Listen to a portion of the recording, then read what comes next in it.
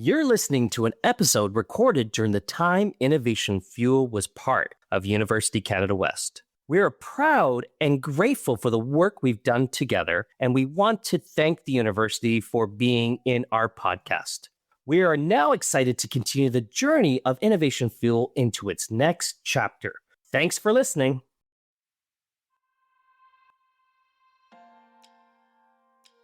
Hello, everyone, and welcome to Innovation Fuel, the podcast that brings you fantastic stories from entrepreneurs and key industry professionals. I am Dave Gelareh. And I am Gelareh Farhadian. We are educators, entrepreneurs, and your hosts. Innovation Fuel is our weekly business podcast brought to you by University Canada West. Each week, we explore diverse business models, entrepreneur journeys, experts' insight, and managerial challenges, and how companies stay agile and innovative during COVID-19. Check out our episodes at www.ucanwest.ca/innovationfuel. Gelareh, I'm a big fan of project management. I have been watching project management for a long period of time, and how it's evolved and how it's more and more in everything that we're involved in multiple different industries, businesses, any different types of industry elements are using project management. And it's really exciting to look at because, there seems to be a lot of good things that are coming out of it. Vince, can you imagine a manager without project management skills? Because it doesn't matter which part of the business you are, you still have to deal with some sort of project management.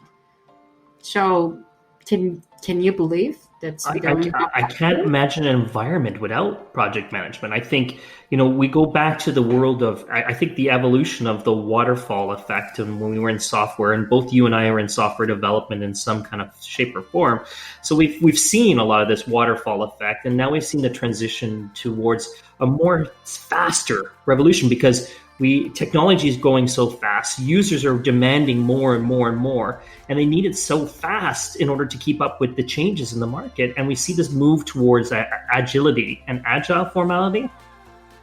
So to be honest with you, I don't get that part of agile and agilities because I know that it's about the speed and not have enough information before starting. But what happening to the planning? What happening to resource planning? What happened to return of investment, cost management? How is possible? Well, I don't have all those answers for you, but I think I know who might have those answers for you. So let's welcome Greg Ryder. Hello, Greg, and welcome to Innovation Fuel. We're so excited to have you. Your expertise in project management and some other things are very exciting to hear today. Before we get started, my friend, we've got to know who you are. We got to tell this audience who you are. What brought you here today? Thank you, Dave. Thanks, Gelareh. Happy to be here.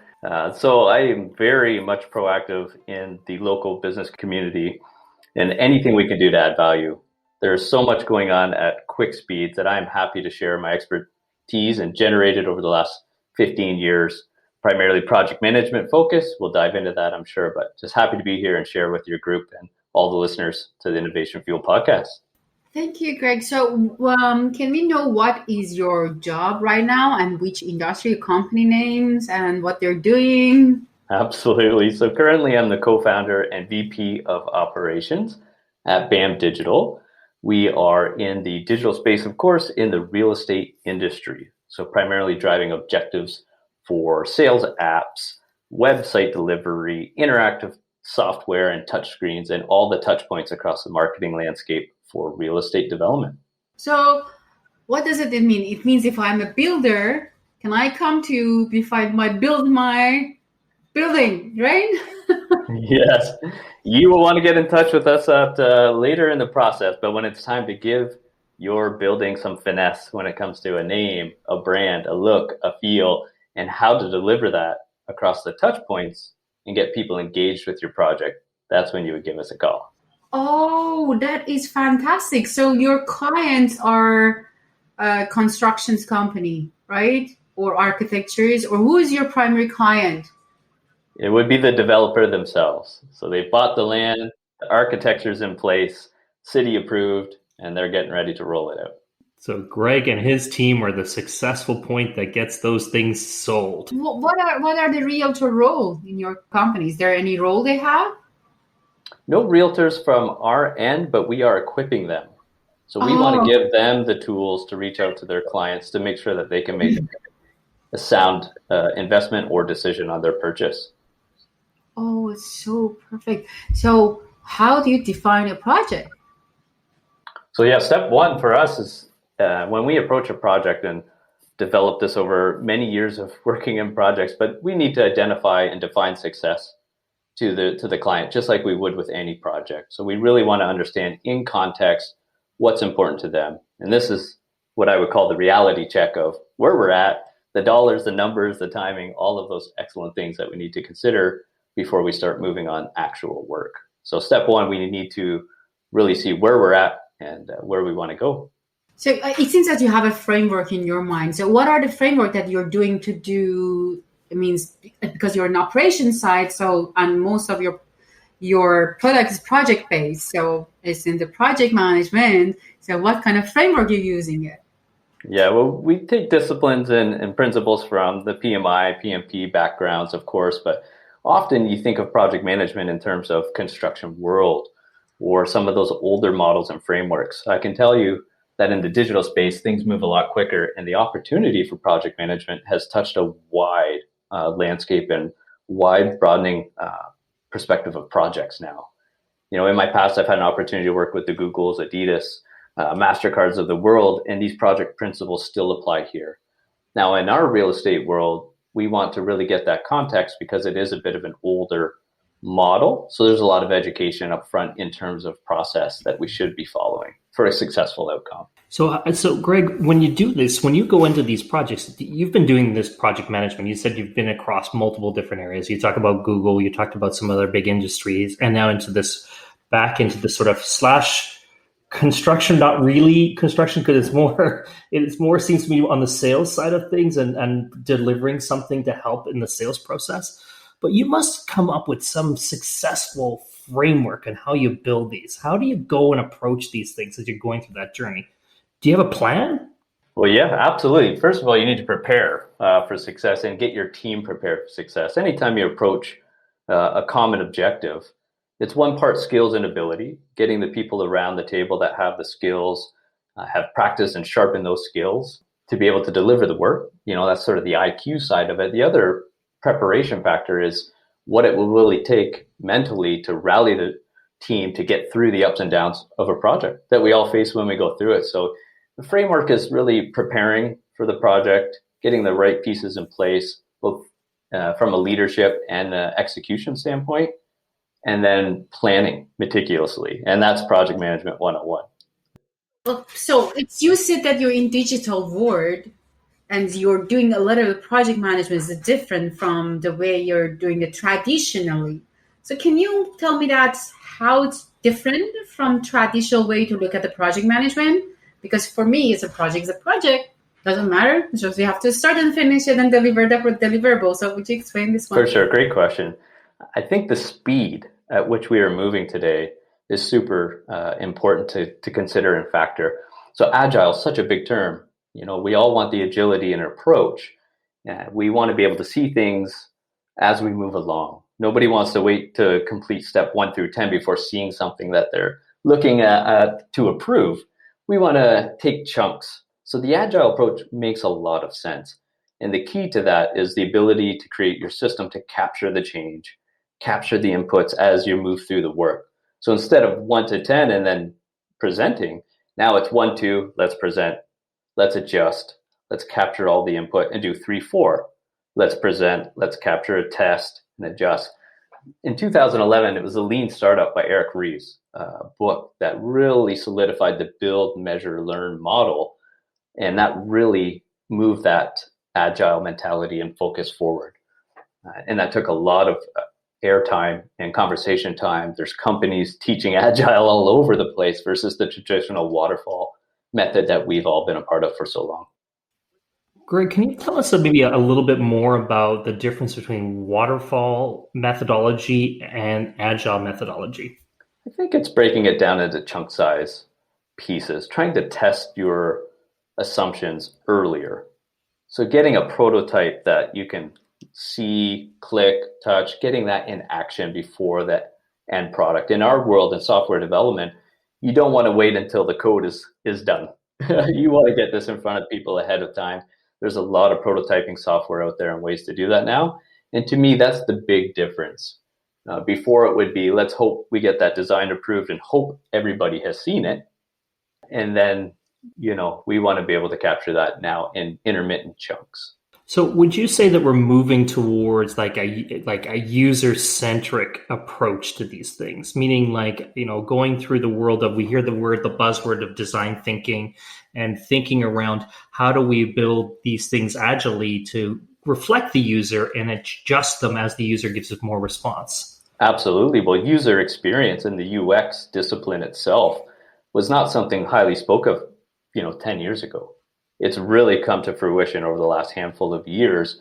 And there's a lot of graduates wanting to get into that field, prototyping, customer research. So it is very much user focused.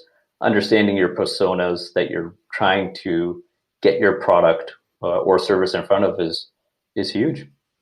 Yeah, I want to just a little bit back to your agile perspective. And you said that, okay, you want to be ahead of it. So it means in terms of designing the software. So you mean you want to be very, very proactive when you are starting a new project, right? Yes, absolutely. In the engagement, the more you can get the decision makers in a room up front, getting that aligned objective, solidifying the context of what's important to everybody, and getting that out on the table and getting people aligned, that will save much needed time down the road in execution. So that approach is highly valuable in getting that alignment up front. So it means that, again, it's more about other people, that stakeholders that you have it to make them before. It means at the beginning of the project or before starting the project, you have getting approval what the objective is going to be. You may have not all the data at the beginning, but you have objectives, what you're going to do, right? At what is the final is going to be, but not the other resources that you needed, or what the other resources you have. Am I right? Correct, yeah. And the more you can bring your team involved earlier, so getting the designers and the developers seeing these objectives, thinking about it early on, versus the traditional handoff. Once design's fully approved, for example, you pass it off to engineering and away it goes. Now you want to bring the engineering team in much earlier to be a part of those initial strategy conversations. Greg, communication is very difficult, and especially when you're dealing with parties that are not speaking the same language that you are. How do your teams work together to get that information from these stakeholders and convert it into an actionable item that actually leads towards that objective? Because it must be a challenge sometimes. Absolutely. And that's something we face in our industry. They had so much success so fast for so long that the strategy part didn't need to be deliberated on a whole lot. Things would sell, things would move. So in our industry, it definitely is a challenge. And people need to be communicated to differently. And I find connecting and finding ways to facilitate connection and getting everybody on the same page is a huge part of project management. Less speaking less speaking to, and more, how do we make sure we're all connecting and understanding this in the same way? Greg, again, just back to agility projects. And my problem with the agile project that I don't get it is that you don't have enough time, and the speed you set is high. Maybe you don't have enough information. So how you can manage your cost and return of investment for final products? And you don't have much information or time to estimate it. It's a lot of, and the planning side of starting a project is a huge part. But how do you do that one just if you just have some objectives? Great question. It's still a challenge today, but you'll see a lot of digital agencies now wearing the double hat of one part consultancy, one part design engineering. And the consultancy part is getting everybody through that strategic portion. So it is a lot of education, I would say, in helping them understand the work we're doing up front here will save us in the execution and the rollout stages later in the project. So there is some of that sharing of information and data on past projects, how that's worked out. It can even come down to budget. Sometimes it's numbers and dollars that make people see the value in some of that upfront strategic work and the approach in the agile way versus just show me when it's done in the old models. Okay, so again, because you're touching some challenges you're saying in digital age, so in digital industries. So can you tell me what are the key challenges you have in your industry and how you and your company is tackling those challenges that you have in there? Start and stops and speed are a big challenge for us. Oftentimes we get the request for proposal or whatever the project may be that comes into us. Half the time it's we need this ASAP, which is, probably my number one pet peeve word as a project manager, that whole ASAP. I highly recommend us eliminating that word when at all possible. But that is something that we always have to be conscious of. Don't worry. We always say, I need it yesterday. Yeah, exactly. Yeah. We actually filmed this yesterday. Staying a step ahead. Yeah, the speed, the start and stops. In our industry, there is a city process for developers to go through. So they have to follow these guidelines. And sometimes that can have an impact on a start and stop. There's market conditions that have to be considered, competitive conditions of other buildings and areas going up. So a lot of factors going on in that world, but I would say that was a huge challenge is how do we create enough bandwidth and enough buffer with our teams and our people management and resource planning to cover those starts and stops. So it means you're telling me that the market, challenging for the market and market price can challenge you and your design as well. Absolutely. Yeah, we always have to cater to the market. And I think this is so true in both aiming to launch a product. We always want to talk about getting it to market speed, but timing plays a huge factor. Did somebody else just roll out a project next door that had a larger budget, that can reach more people, that has a higher ad spend budget? So those types of things can make a big, big difference. So how do you tackle this specific challenge to your operation? On our end, it's really the resource planning side of it. We won't make the decision of you should go now or not. We can only lean on some data to help advise what we've seen of other projects in the past. So whenever possible, we will try and dig through the data to get the specific, especially in our industry, it's location based. So whatever we can pull for that location and the historic data will help us make some of those decisions as well. Okay, so it's very good news. I didn't know this part of this project management is that much market oriented. And you have to change a lot because marketing is changing. During COVID, for example, we had a lot of changing on the real estate. And again, during COVID, because the market changes, booming, I think that it's affected you a lot. Did you see any kind of differences in this changing? We did. It just shed extra light on what we do on the digital side of things. It helps solidify the fact that it's not going away anywhere. This is being embraced. Education is normal. People are very highly educated buyers in our market now. People know how to do research themselves. They want to do research themselves before making decisions. So we just need to equip that process. And for us, it usually boils down to accommodating and working hard. Hard work will never leave the equation. You have to be ready for those opportunities when they come. So we always make sure that we can seize it when it's there. There's ebbs and flows to a year. And I think the COVID scenario has just shone a light where it's like, we need to move and be equipped to take advantage and help prepare the market for what they need. But you're in a very interesting market, Greg. When you're talking about the real estate markets and the ebbs and flows of real estate, and we've just seen another crazy market, and I'm sure these developers are just going, I was not expecting that, and I need to scramble now to get something going. I need to get a product on the market quickly to meet that demand. So you got some big things that are pulling on you. Yes, it's often a wait and see scenario for many of them as well. Who's going to go first to market? And that was what was happening pre-COVID, when we're a little unsure when we first got started last March in that scenario. Now everybody is going, like you said, if everybody's moving full speed ahead. It's so you really emphasize in the project management the role of a human and people management, and that you have to bring all the stakeholders at the beginning and make sure that you're having the common ground, they're having common objectives. So what are the challenges for this part? Because I think that these stakeholders is not just internal, it's not just in your team that you can easily manage them. So what are the challenges is going to be in this part, in the stakeholders? Well, you said it.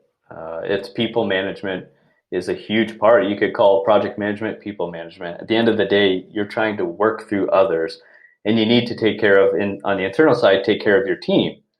You can't get away from doing proper connects with your internal teams and your reviews and taking that time for your team. If you take time for your team and take care of them, the work will take care of itself. On the flip side, when it comes to your clients and external factors, you need to make sure you have time to discuss the change management portion of it often.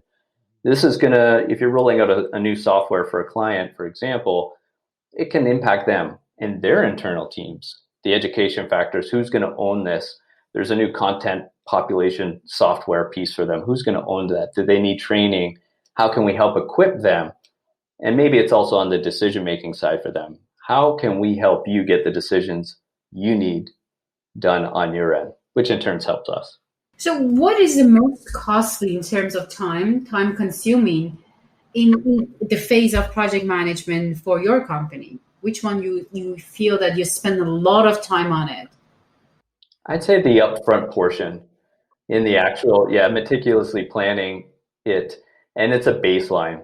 Again, the system to capture the change we talked about earlier, but you still can't get away from having that baseline planning that will save you time in the end. It will cost you more if you're scrambling in the end without a proper plan for rollout or execution. We often forget to talk about, hey, what happens if this project fails? What are we going to do? What happens if this project succeeds? What are we going to do? We often don't talk about that. We think about, hey, idea, implementation.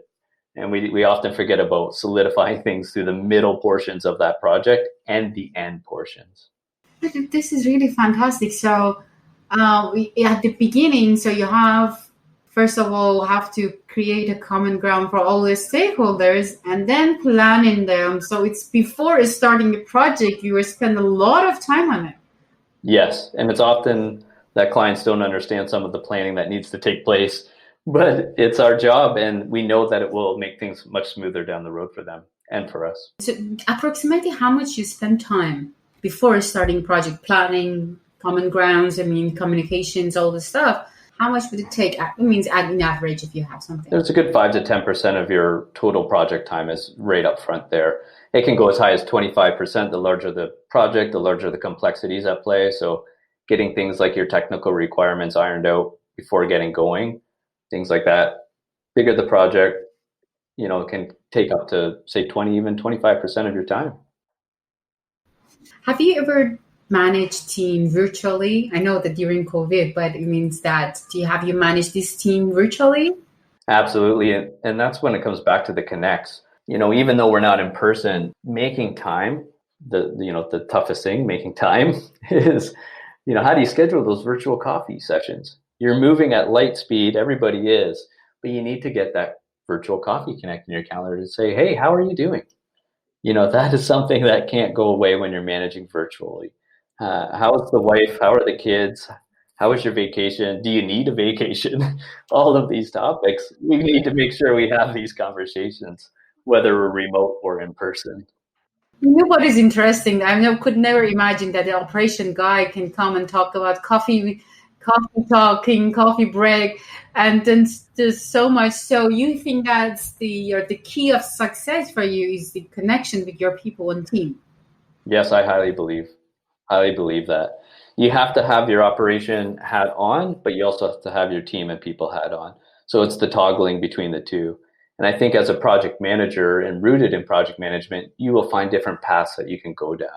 So you can go into operations, you could go into product, you could go into probably even HR eventually. on the people side of it, through project management, you'll discover where you best fit in the business world. I started off in the business world not knowing what that role was for me. And then I discovered my interest in project management because it touches on all of those pillars: budgeting, planning, execution, the team side of it. All of those things you get to touch. And it's highly valuable to leadership team. Great project management is very quiet in an organization. If it's not going well, it's very loud and everybody knows it. And people are talking about it. Absolutely. So how you develop your team in terms of to be highly responsive and become your absolute key resources? I think if your team knows you care about them, they have no problem going to work when that flow of work is there. And you're talking about the ebbs and flows as before. I think they know that. You talk about it. There's times when you put your head down and work hard. There's times when you can pick your head up and take a little breather. And I think as long as the team's always talking about that and feeling good about where they're at in their own career paths, your team's never going to care as much as you as the business owner. And we have to understand that as well. Those times of challenge come. We're okay working 50, 60 hours a week, but you can't expect that of your team. It's not their business. So that's something that you always have to keep in mind. So, Greg, when you talk about the skills, I guess the employment, but let's talk more about that element. What kind of resources and tools do you need to have to create a successful project management environment? It's FaceTime, and I don't literally mean the app FaceTime. I mean it's whatever you're using, but I still think you can't get away from connecting with people and them. You need to understand what makes them tick. Right? Like I think that can go a long, long way, even on their own career paths. So we have a lot of big organizations and companies in Vancouver specifically here.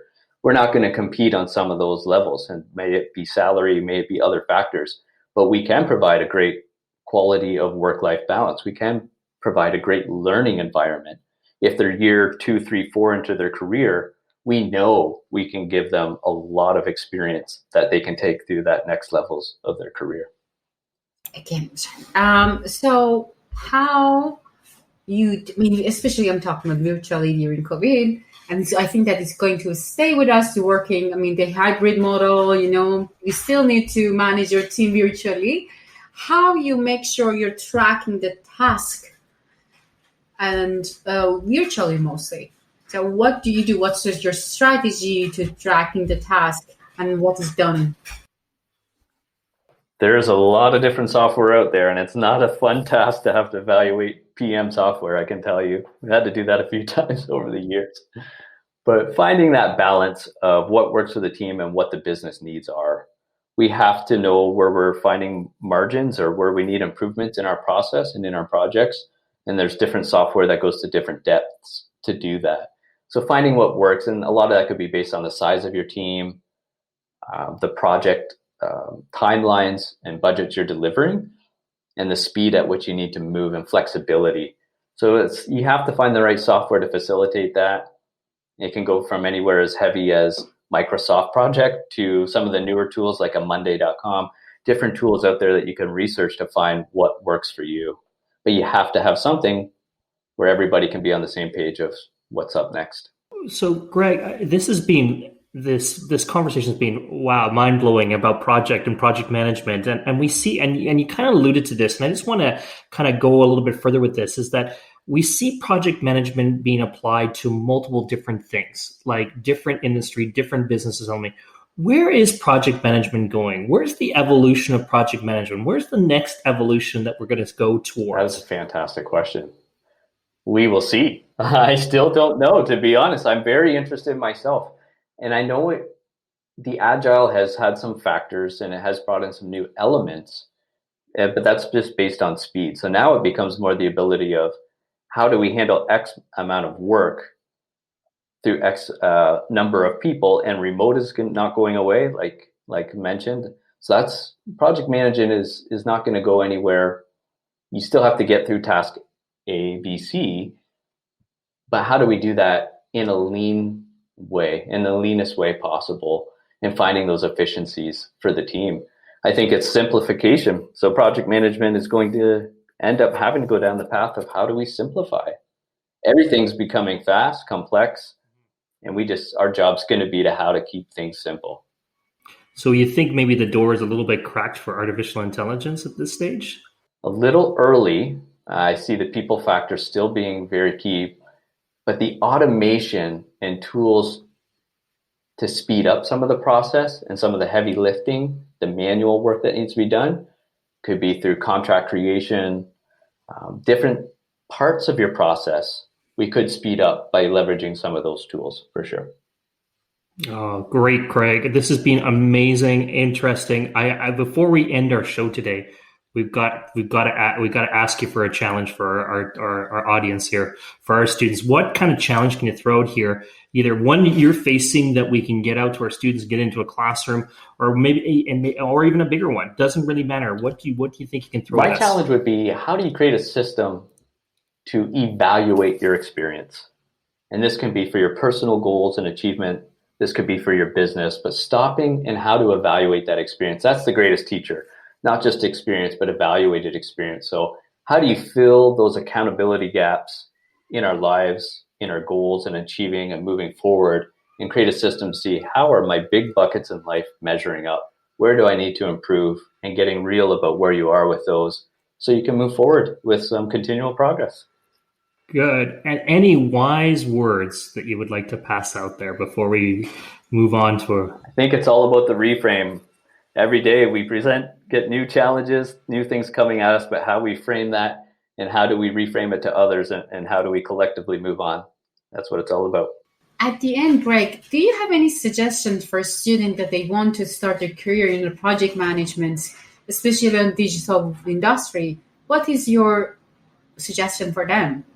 I would seriously consider, if you have an interest in business and you're not sure what that role is for you, you will discover your strengths through project management. You can take a professional certificate course. You don't have to do a 2-3 year degree on it.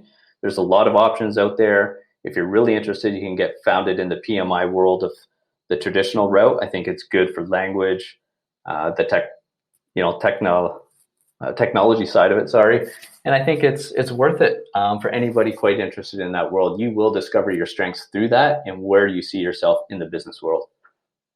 Thank you, Greg. Thank you, Dave. That was another episode of Innovation Fuel. Thank you. Thank you, Gelareh. Thank you, Dave. Have a great day, guys. To all entrepreneurs and managers out there, we have ambitious students here at UCW who would love to hear from you and help you with your business through our internship, our capstone program. If you think you have a wonderful story or a challenge that you want to share with our students and our audience that you think they can benefit from, we want to hear from you. We want that information. We want you to be a part of this show. We also want you to join our mentorship program. We've got a great mentorship program to help students as they move on their educational journey towards getting into a career or launching a new opportunity. So reach out to us, connect with us at www.ucanwest.ca/innovationfuel. You have just listened to the Innovation Fuel podcast with your hosts, Dave and Gelareh. Subscribe to our podcast on Apple, Google, or Spotify. Join us next week for another innovative story. Thank you for listening and have a great week.